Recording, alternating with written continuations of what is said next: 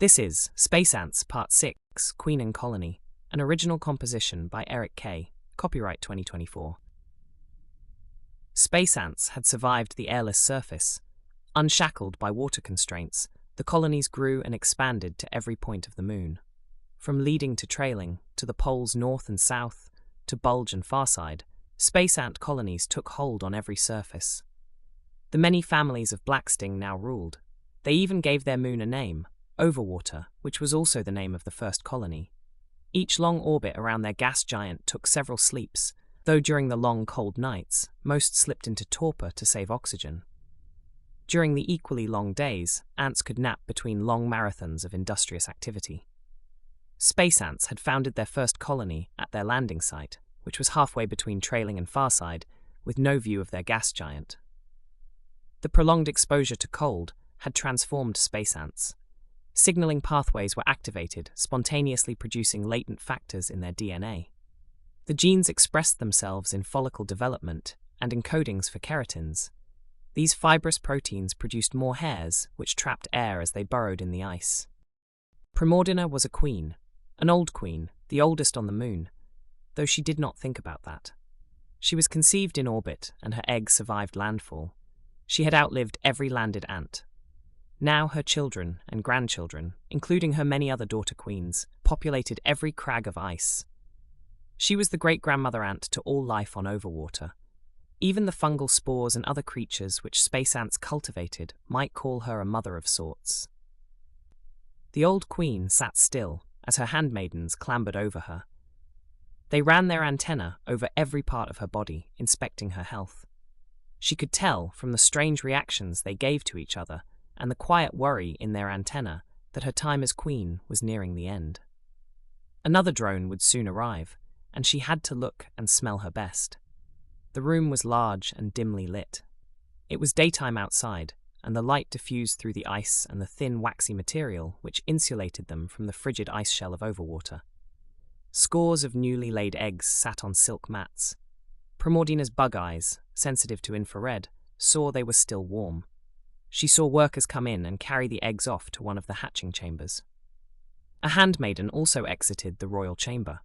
Primordina watched a medical worker come back in, escorted by a handmaiden. This was not a good sign. She was no longer a young queen. She knew that, but she did not feel sick. Though near the end of their night, she felt the cold chilled her more with each passing orbit, so much so that even her thick coat of hairs could not keep out the draft. The medical worker came over to the queen, her mother, but gave no reverence. What? The queen's antenna tried to inquire, but the medical worker crawled out of antenna range. She, the queen, had to submit to inspection again. Primordina craned her head, trying to see around to her, which only confirmed what she suspected. The medical worker talked to the handmaidens and then returned to the queen's front. Primordina reached out with her legs, pulled the medical ant in, and held it in her mandibles. What? She interrogated it. Mites, the terrified ant replied. It squirmed and twisted. Primordina dropped the worker. It was their age-old nemesis, those bloodsuckers who leached off the ant's hard work and life. Mites were not symbiotic, only parasitic. They had no concern for the whole, no idea how thin of an energy margin the frail ecosystem that space ants stewarded. Contribute or be excised. The medical ant and the handmaidens went to work. First stop was the patient's front right femur. Primordina turned her head to watch the process. The duo scraped and prodded parts of Primordina's exoskeleton with small tools. They moved to her underside, only to return to the mother ant's face and stopped in easy reach of her large mandibles. Slowly they approached, careful not to anger the large queen. Where? Primordina asked the staring pair. The medical worker placed its antenna on a spot between her eyes, below her ocelli. The other ant guided Primordina's antenna to the spot. She felt a bump. It did not quite feel like her body. Her other antenna touched the medical ant. Here, yes. Bloodsucker. Right between the eyes. What a dishonor. It would have been painfully obvious to any drone with half an eye that she was old and sick. She burned with anger at the parasite. In a rather blurry manner, she watched the medical ant come close. It held the tip of a small spine in its mandibles, while the handmaiden held an obsidian blade. Now 5 other handmaidens came over. 4 held her legs, while the 5th held her head in its jaws. Worry overtook Primordina. Was this it? Were they going to execute the sick queen? But the handmaiden placed the obsidian blade lightly under the bump. Slowly, the medical worker guided the small spike directly into the mite and rested it on its idiosoma. The medical ant tensed. Primordina went cross-eyed. Stab! The spine skewered the free rider, piercing its exoskeleton and stopping at the obsidian without injuring the queen. The vile creature recoiled from its host, squirmed, then slowly died. Evriant released a collective sigh. For a long time, Primordina ran her sensitive antennae over the subtle difference between scar or natural bump, wondering if the drone would notice. If it were an enemy drone, well, they would be forced to give up their spermatozoa with no concern to looks. Hybridization had, in fact, been a method to pass gene lines between different ants. There also existed another way. When a queen held the sperm of 2 different ant lines in her pouch, her cultivated viruses could also enable lateral gene transfer. The mites must have been transferred from Greensphere or a free rider on its holobiont seed. Either way, she knew she was at the end of her reproductive life. Another queen would soon be hatched, and then what? Exile? Her tiny mind contemplated. They would not kill a matriarch past her prime, but they would strongly encourage her to leave the nest. A queen's egg was already being hatched in another chamber, far from Primordina's jealous gaze. She had already birthed many queens, which had been spread across Overwater, but one waited in an underchamber to inherit this nest. She knew her time was short, but perhaps she had one more orbit of motherhood in her. She woke from her nap. Her ocelli told her the sun was still out, but almost imperceptibly she sensed sunset was near. A handmaiden approached. Mate arrival, her antenna declared to the queen. He came into the chamber and stopped immediately. He was a new drone, one she had never seen before. On his back, a bundle of silk was tied.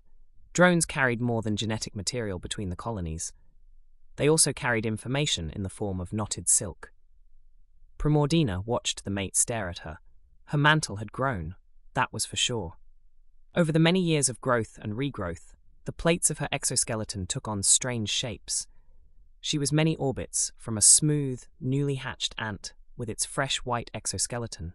As her plates had grown, at the joints where the plates met, protrusions formed, physically announcing one's age. This was not unattractive, or so she thought.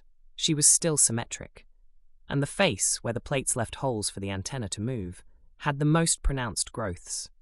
But Primordina must have exuded a scent of incredible age, because the drone had to be dragged further into the chamber by her handmaidens. Name? Primordina's antenna inquired of the drone.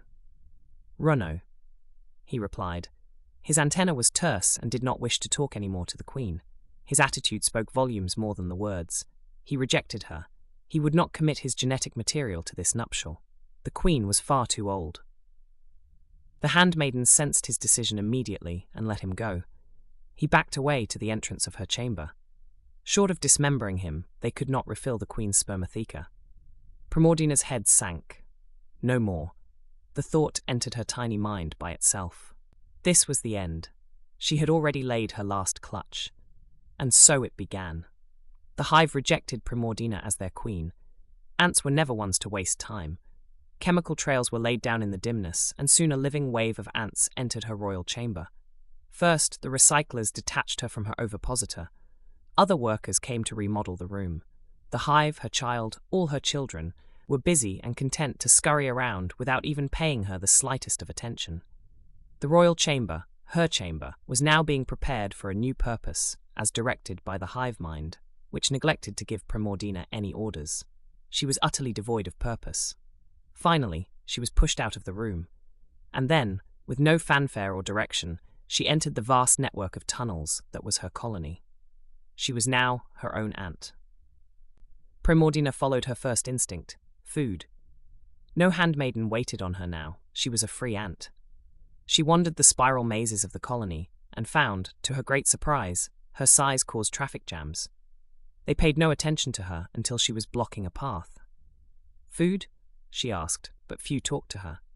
She found a larder room which reeked of stored food. The room had a large partition of woven silk with workers on one side of the wall. The room was very dim, but Primordina waited and watched. No one served her, but being their queen mother, they also did not stop her from cutting in line. Primordina was oblivious that others waited. Food, she commanded a worker. The worker did not like her tone of antenna, but regardless, it sized up the queen and went back behind a curtain. Primordina received a double portion, akin to a warrior of her size. The food was a simple bacterial mat, with little in the way of aphid juice. After the meal, Primordina searched for something to do. Anything. She tried to avoid the smaller tunnels, but even then, consistently got in Evrient's way. "Move it, grandmother." Their impatient antennae seemed to communicate. Was this the ignoble fate of all mothers, to birth and raise children to complete independence, and then fade away amidst the bustle of busy lives? Later, in a bit of forgetfulness or forlornness, she returned to her royal chamber. Perhaps she could enter again. Inside, she glimpsed the new queen, one of her daughters. She could be useful to the new queen. Give advice on how to lay eggs, since she had once been an egg-laying monarch. "Stop," a soldier said. She was as large as Primordina, but far more agile and menacing. No way Primordina could win if a true fight started, but that option was never on the table. Another handmaiden came and also blocked her entry. "Go." The handmaiden commanded the old mother. "Go where?" Primordina asked. This was the penultimate question of retirements. Where, now that one could go anywhere, does one actually go? What, when one can do anything, does one actually do? But Those's question only afflicts higher intellects. This space ant was not pondering existential questions. Primordina had rarely left her royal chamber prior, and literally did not know where to actually go. "Dreamers," the handmaiden replied. All questions were brought to the hive mind and answers returned. "Follow, drone." Primordina's antenna tapped around. There, exiting the royal chamber, was the same male drone who had rejected her. The handmaiden and the drone communicated. The drone looked at the old queen, then back at the handmaiden and back again. Eventually, he approached the old queen mother. "Follow," he said. How more ignoble could this get for Primordina? But having no internalized map of her hive, nor much else to do, she followed. Spiraling over and around tunnels and through cavernous rooms, the drone swiftly scurried over and around streams of ants. Primordina instead used her size to crash headfirst into perpendicular lines of traffic to follow close. Like a magnet of the same charge, oncoming traffic stopped and diverted to the side or rerouted down alternate tunnels when she approached. Finally, she arrived with the drone to the heart of the hive. She spied an enigmatic scene. Scores of dreamers and signalers were interacting in strange ways. Primordina could not understand. Was this all they did, lie around and tap each other in odd ways? What lazy ants? Primordina almost thought. This did not look like work. "Stay," her drone guide said. That was easy for Primordina. She had stayed in her room for almost her whole life and could count on less than her 6 legs the number of times she had left it. Once was when she got a new room, twice when it became flooded, and today. The drone walked into the center of the room, and workers unfurled his long silk banner. Drones were the intercolony couriers, in addition to genetic dispersers. The signalers eagerly ran their antenna over it, reading and passing taps to other ants in the room. The drone returned to the entry where he had left Primordina. "What?" she inquired. "Counts," was all the drone said. The space ant knotting system reported the final output of counts from other hives. The drone knew a bit, but he could not read the cordage. Primordina did not comprehend the drone's response. Instead of clarifying, she burst into the room with the dream ants and went to the oldest one. "Job?" she inquired. The dream ant's antenna was still in shock. It mistook her for a soldier until its bug eyes saw she was the old queen mother. "Follow, drone," was all it said. Weavers came in. They stitched and knotted a new linear tapestry. "Wait," the dream ant then added and pointed at the weavers. It took many moments for the 4 weavers to knot the cordage. Combined with the signalers and the dream ants, the hive could write, retrieve, and read information on a more permanent basis. The cool of the tunnels also preserved the silk from decay, and space ant societies could remember much. This cordage was the counts of warriors in the nearby cities. Except there were no counts from the colony below. "Where?" Primordina stressed. "Deep hive." "Descend," a signaler replied. It then went over to the drone. It simply repeated an order already asked. Get counts from Deep Hive, the signaler eventually communicated to the drone. That colony had been found deep under the ice and had not been heard from for several sleeps. Follow, the drone said to Primordina. Wait, she commanded. Name? She asked. Runno, he replied.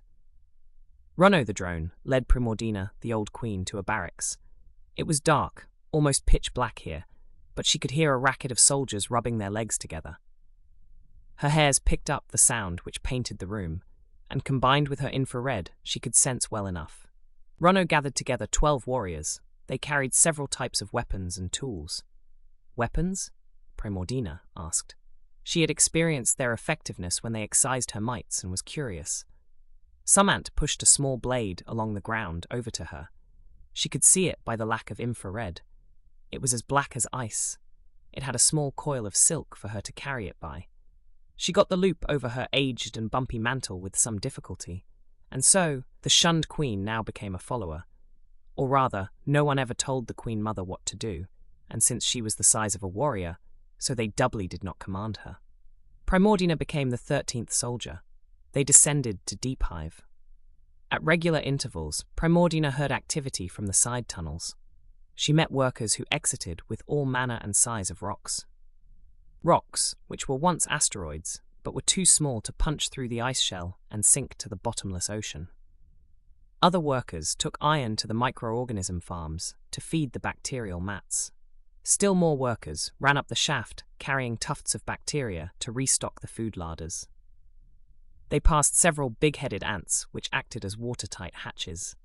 Space Ant Society discovered by digging too deep there were pockets of water in the interstitial lakes, which always threatened to deluge a colony after icequakes.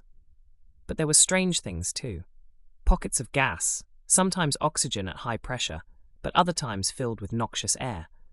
Other times the gas chilled, aggregated, and liquefied into pools of caustic fluid which were deadly to space ants. Not all liquid was fit to drink. Sometimes a dead ant was the only sign of poison. Other times silken ropes hung to prevent ants from stumbling into it. The squad descended the central shaft. They were no longer in overwater. Activity had died off, and the tunnel ceased being ant-made and was instead a natural shaft vacated of water by the gas and pressure. At the bottom, they finally encountered a deep pool of water. Runno tested it with his antenna. Good water. His legs stamped out the message. Space ants could hold their breath and swim, but the frigid temperature was hard to counter. The best solution was to breathe in the air, then get underwater and exhale enough into their hairs to trap insulating air bubbles. This had the benefit of helping them float, but floating only helped to walk along the ceiling of submerged chambers. Primordina heard the clicks and chirrups from the squad behind her, but the noises yielded little insight. Then she asked Runno, how? The 12 other warriors had all stood on the walls above and around, awaiting orders. Primordina put her antenna into the frigid water. It was completely black down here, so she saw nothing but slight variations in temperature. Her memory of water from the times long ago when her chamber was flooded filled in her mind, and indeed she imagined the ripples reflect off the walls and collide back with her antenna. The warriors behind her went silent. Follow, Runno said to the old queen. Cold, she tried to reply, but then Runno dove into the water. He exhaled, and the tiny hairs caught pockets of air around his body. Primordina passed on the instructions to the soldiers and hesitated to follow him. She had been used to cold, but this was absolutely death-stabbing cold. It was though her exoskeleton was no armor at all, and could not protect from the million pricks she felt. Almost instinctively, she exhaled, and the hairs trapped the air and insulated her. Soon she felt better. The water had a strange feeling. Sound was distorted, senses addled, and body parts numbed. Her antenna swished like she was swinging a dead aphid as it searched ahead for the salvation of unknown air. Anything's better than being submerged in water. She climbed down, then over, and finally back up.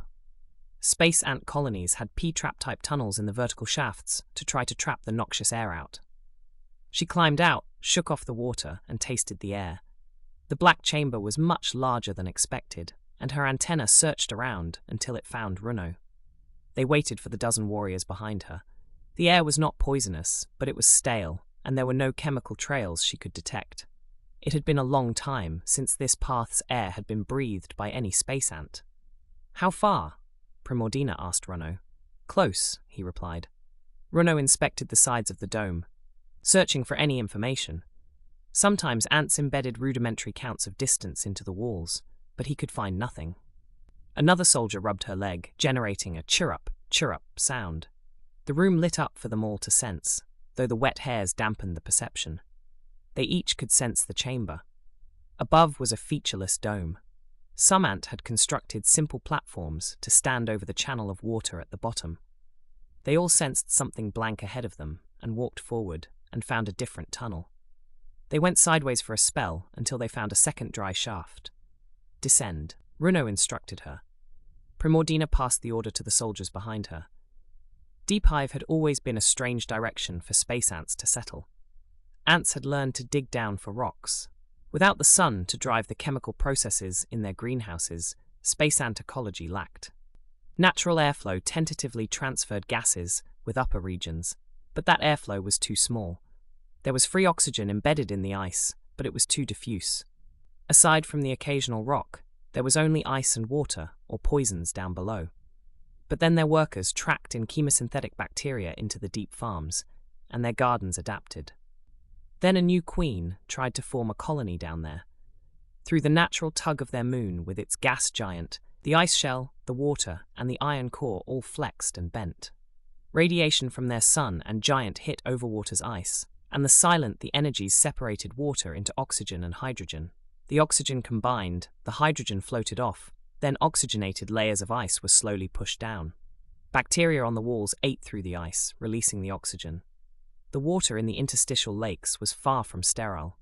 Space ants, ever the diggers and explorers, submerged, inflated, and walked on the ceilings of the lakes. There, they found a thin harvest of bacterial flakes.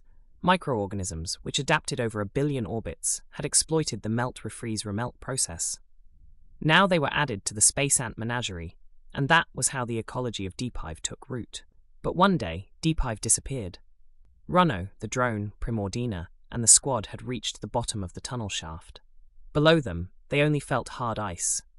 Several warriors chirped their legs, but the sound frequency did little to penetrate the wall. Runno chewed at the sides of the tunnel bottom. After a few moments, he gave up. There was no sign the tunnel was anything other than a dead end. "Where Deep Hive?" Primordina asked. "Unknown," he replied. He then went up and around the walls, looking for any scent. "Where Deep Hive?" she asked again. "Farther," was all he could say. Drones frequently went from one colony to another, but down here they were confined to walking instead of jumping or soaring. He had made the round trip twice, so there and back 4 times. Legions of workers had helped keep the shifting tunnels open, but they had all disappeared. The ice sheared the shaft from the other end. Runno put his head in contact with the ice and kicked the wall. He backed up and told Primordina to do the same. She passed the message back up. 1, 2, 3, kick! The tiny reverberations went through the ice, and although space ants are not great at hearing, minuscule inner hairs amplified the vibrations for their nervous system. Runno climbed back up. He repositioned his head along the wall, about 2 body lengths up. Then he kicked the wall again. Others began to follow. "Here," he commanded. "Chew." His antenna tapped out to Primordina. She wondered if he meant her. She couldn't remember the last time in her royal chamber she had to use her mandibles. Sure, her jaws had to dispatch the odd disloyal ant now and then. That was the danger of hybridization with other ant species, but she was not a digger. Chew. Primordina passed on the command back to the soldiers behind her. They were more than eager to follow orders and opened up the tunnel. A blast of air hit them. It had an acrid, almost toxic smell and feel to it. Primordina held her breath. The hiss of air lessened, and the entrance became wide enough for Runno to descend. Down the tunnel, she heard him tap on the walls, and the ghostly muffled echoes filled the space behind him. The soldiers chewed until the opening was wide enough for her to fit. The first trio of soldiers went through before Primordina tried to crawl in, but the entrance needed adjustment. Primordina finally used her mandibles to chew and crush the ice, and finally entered. The tunnel was wide enough for only 1 soldier at a time. Positively claustrophobic to the old queen, used to a spacious royal chamber. They continued down until the first soldier bumped into Runno. He was waiting. The halt continued until the ant behind her bumped into Primordina's gas door. She felt its antenna tap a command like "move," which was not something she could comply with.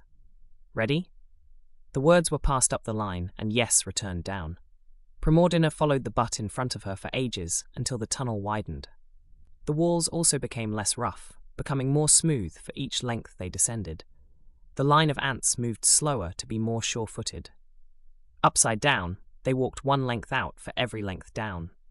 The air was almost sticky with moisture. It felt heavier, like more pressure, and looked warmer, so it held more moisture. The soldiers stopped chirruping their legs as the chamber felt too large to hear anything from the far wall. In their tight tunnels and small chambers of their natural hives, or the airless space in orbits, they never had the selective pressure to hear long distances, sensing mostly taps and seismic thumps.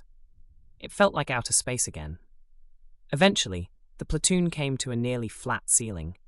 With 6 legs, the ants were perfectly fine to walk upside down, but their claws still needed something to hook into. But this was perfectly smooth. Nothing here was made by 6 legs. Even if one ignored the titanic size of the chamber, the surface lacked all the rough chewing of ants. They stopped as Runno felt around the ice. "Cheer up!" they all heard from someone behind. Then a stressed "cheer up, cheer up, cheer up." The sound descended. A soldier had slipped. A tap came from behind. Primordina tried to turn around. Fallen, a soldier, communicated with her. Primordina crawled to Runno. She tapped her antenna on him, trying to get his attention. There was an anxiety in his greeting. She communicated the other message and asked. "How far?" she inquired. "Here," was all he said. His step-counting method had long since failed him, but he could conclude nothing else. They should have reached Deep Hive by now. All that was around them was this huge, slick-walled chamber. The fallen soldiers' descending cheer-ups reinforced the scale.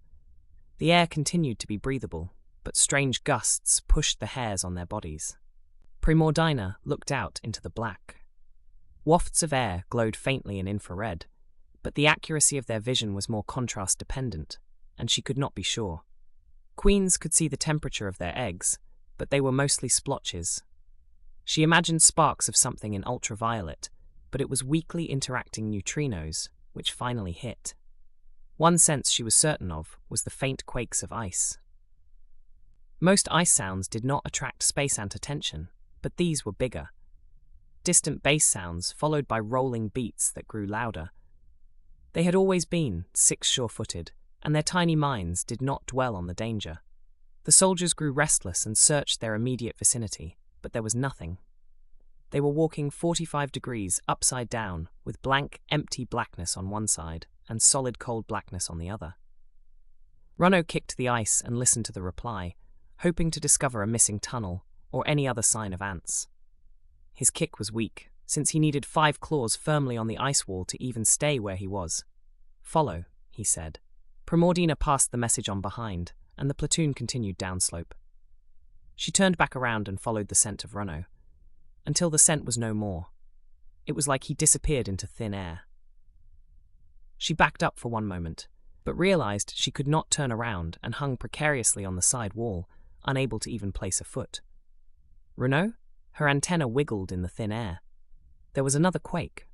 Closer, and they felt shaking. A soldier behind her fell onto her, then another, until Primordina lost her footing and fell into the darkness. She felt the thick air rush around her, but the low gravity and air resistance kept her terminal velocity low. She crashed into a soldier and writhed and twisted, trying to hold on, but they could not clutch each other. After the terror left her body, falling felt strangely fun. She floated down for many moments, unable to hear the sounds and vibrations of anything but air, and unable to see anything but black. Boom! The ground rose up and hit her. She somersaulted, twisted, and bounced down a steep slope. Her claws squelched on the ice, trying to stop her. The sounds of the void changed suddenly. Echoes now returned instead of nothing. A tunnel, she thought, and was comforted. Space queens are more agoraphobic, and she welcomed the return of walls, but these were still too smooth, and she continued to slide. Finally, the tunnel bent up, and Primordina was dunked to a stop back first into ice water. The cold pierced her like a stinger. Her body tried to breathe, but water entered her spiracles. She dragged herself out of the water and coughed to clear her breathing tubes. She placed her feet out on each side of the wall and took stock of the situation. There were no sounds, not even the distant quakes. She groomed herself to get rid of the water. Slowly, she shimmied up the slick tunnel. It took much effort, more than the old queen, possibly any queen, had exerted in her life. It had also never occurred to her that the uphill climb back to Overwater might be strenuous. At the very least, it gave her a purpose. Sounds changed as she ascended. She heard the opening above. Finally, hope filled her body as she pulled herself up. The slick floor was wavy enough to stand still. She listened to the surrounding blackness. She also noticed the faint color of infrared out ahead of her, too indefinite to be an ant. It waved and wafted with ambiguity. Was she seeing things? Did she hit her head, or was this the ghosts of Deep Hive? Slowly, with great caution, she continued forward. The near red intensified and confirmed she was not imagining things. Chirrup. She turned her head to the left, then tried to rub her legs, but no sound came. She approached the noise and saw the firm heat signature of another ant. Overwater, a soldier greeted her. This was not a survivor of Deep Hive, but one of her squad. Overwater's queen, Primordina, replied. Confused questions of where they were passed between, but neither could answer. Chirrup. The warrior signaled again, and another sounded back. A distant chirrup joined the chorus. Primordina went over to the ghostly infrared.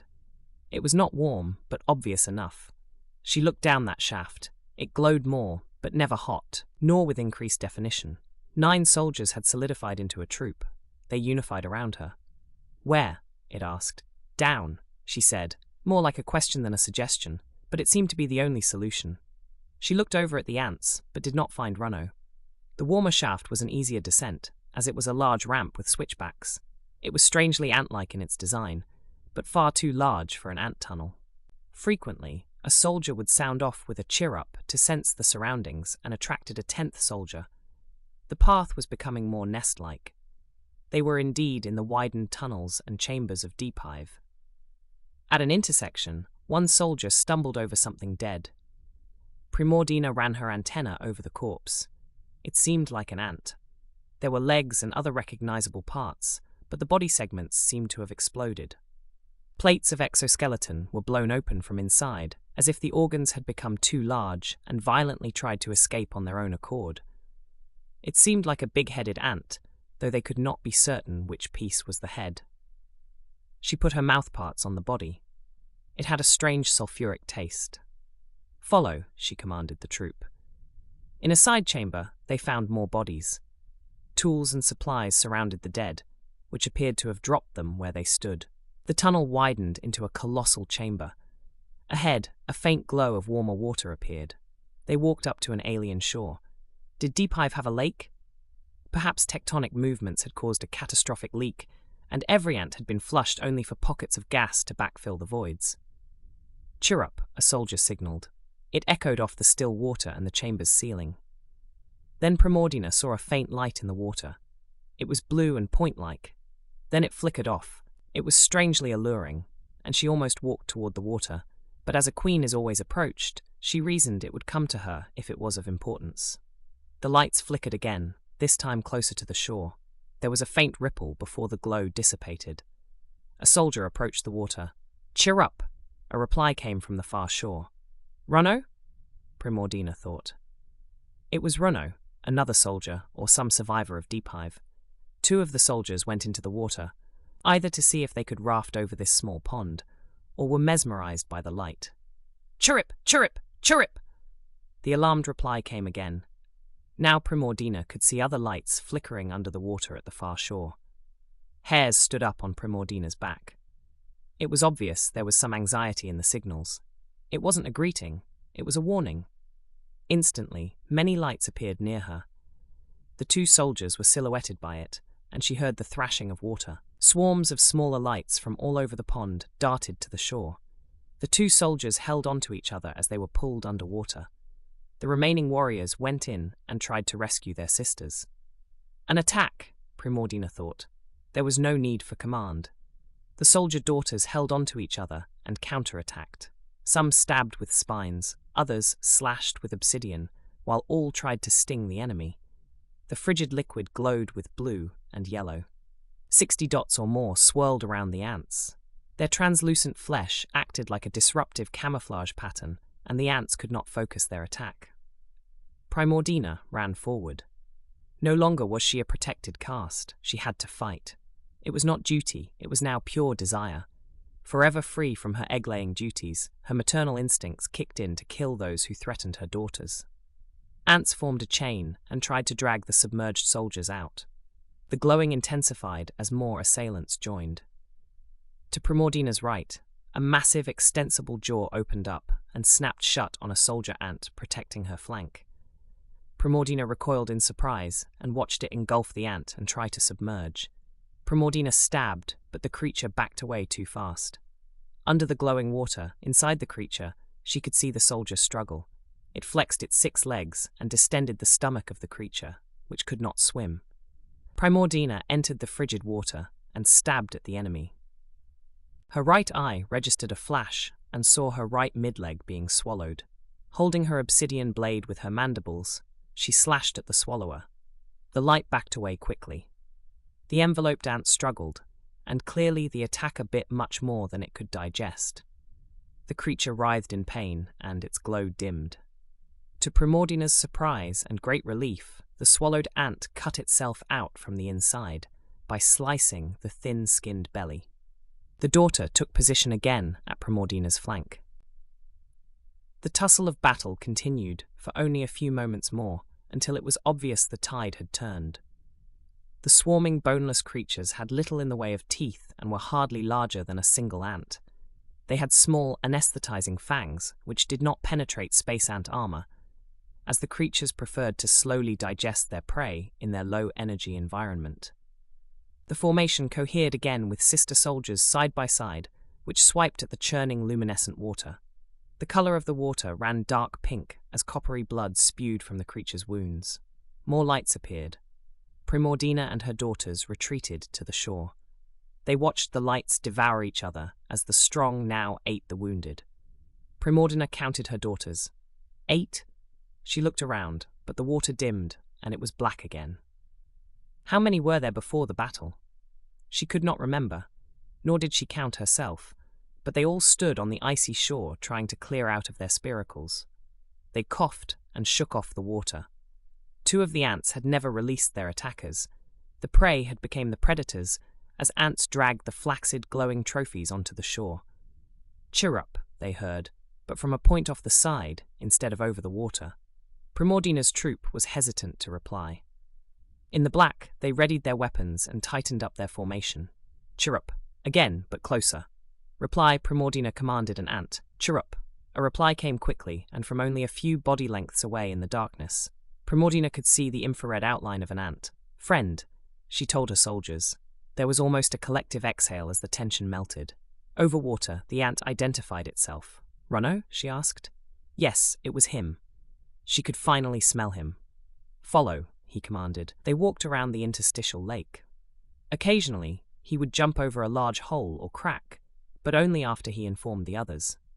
A distant soldier sent out sounds, which he followed back. There in the dark, Primordina made out 2 ants. The larger one was one of their missing soldiers, the second a single small worker. Primordina went up to the worker and tapped her antenna. Through a long series of back-and-forth communication, she got the impression that Deep Hive had experienced many quakes, and then flashes of intense heat shot through their colony. The steam broiled most of the nest. The worker had escaped because she had been carried away by the melted water, and her chamber was pinched off by a bend in the tunnel.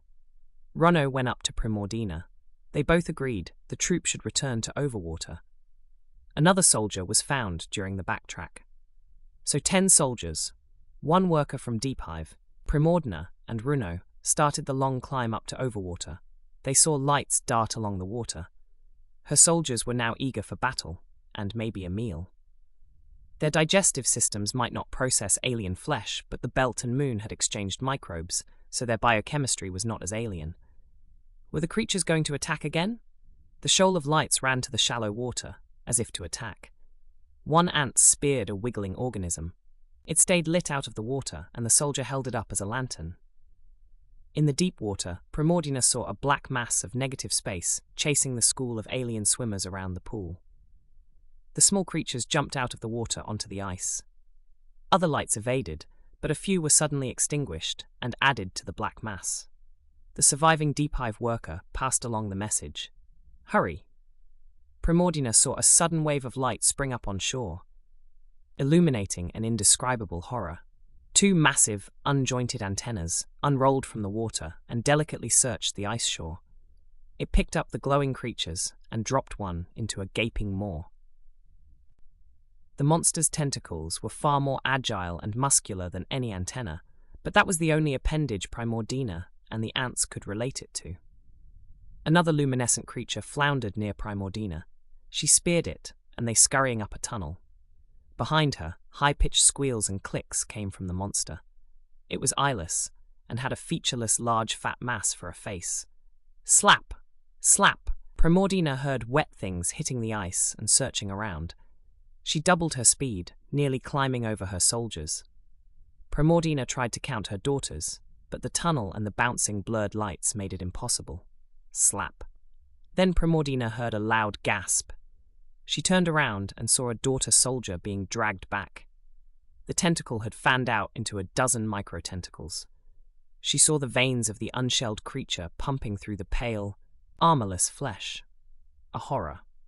Primordina dropped her failing light and pulled at the trapped soldier. With all her might, she tried to prevent it from being pulled back.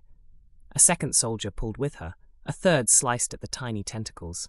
Coppery blood squirted. The creature recoiled, and ants escaped. They felt safe only after a long climb. Ascending was not as strenuous to Primordina, even though she spent her life mostly confined to one room. Though safe from predation, the distant early warnings of quakes intensified.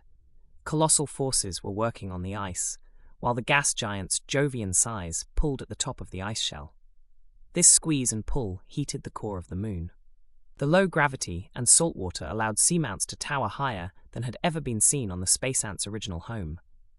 The unattached ice shell rotated to the highest undersea volcano. The sudden change in air pressure halted Primordina in her tracks. The other ants sensed trouble. One soldier chirruped an alert. "Danger!" her antenna said to Runno.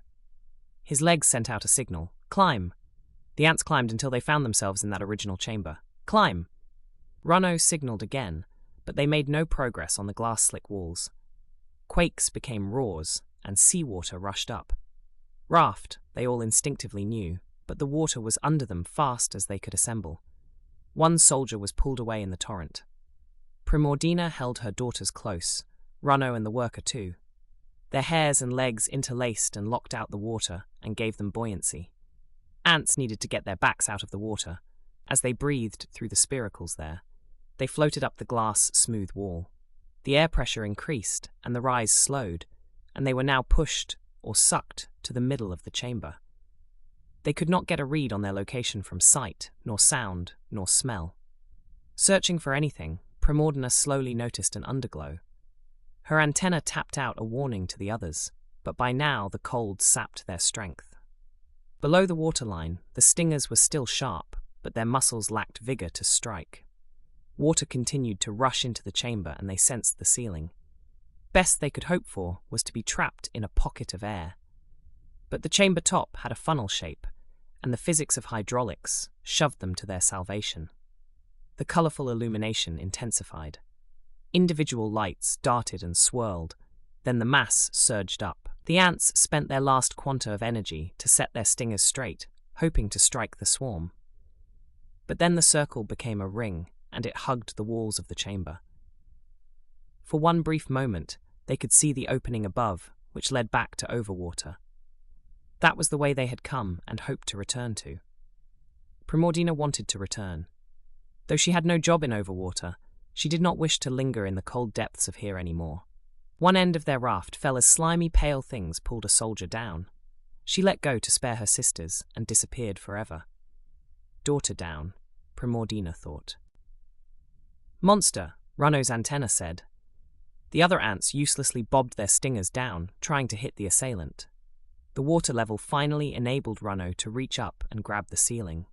He found a good hold, and with 3 of this 6 legs secured, enabled the ants to climb up him.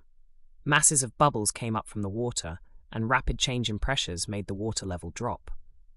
The air turned toxic and steamy.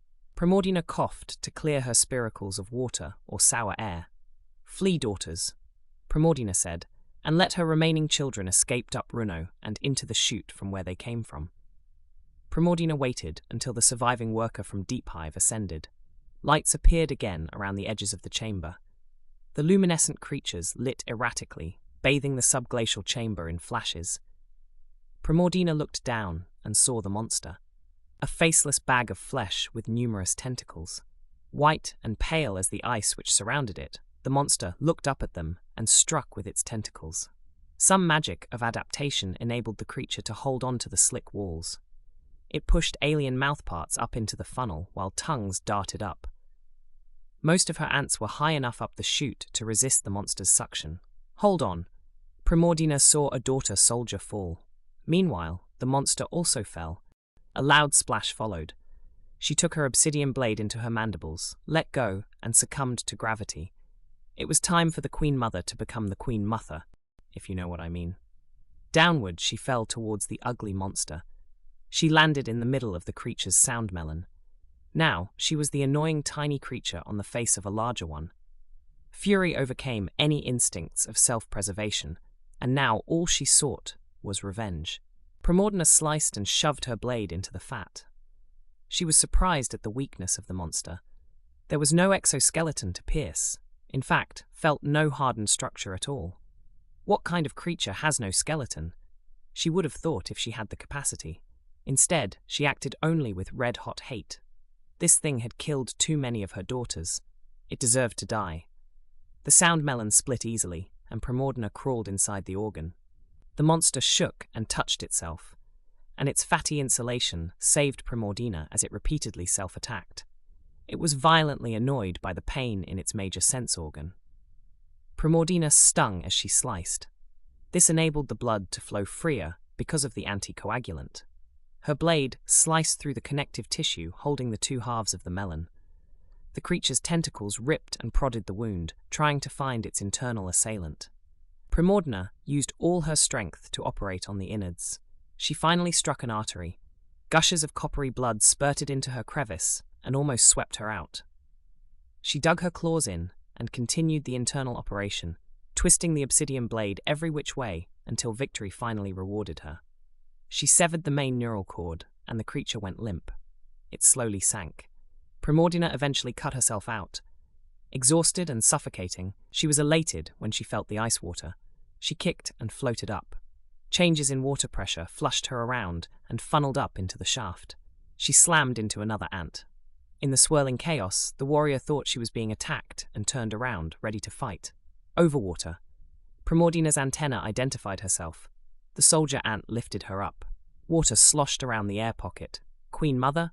the soldier asked. "Yes. Monster? Slain," Primordina replied. The soldier stopped and ran its antenna all over Primordina, since her exoskeleton was still coated in fat and the coppery blood.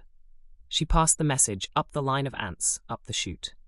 Primordina returned to the hive and rested in a new hutch specially built for her. She would not live much longer, but her deeds were recorded in cordage, and she grew into myth. Primordina, Queen Mother of Overwater and Slayer of the Eyeless Horror. The end. For now, at least. This has been Space Ants, Part 7, Queen and Colony, an original composition by Eric K. Copyright 2024. This audio has been artificially narrated by Revoicer. Subscribe to my channel for more Space Ants, and hit that like button. It makes the ants happy and helps the colony get through one more orbit. You don't want space ants to die, do you?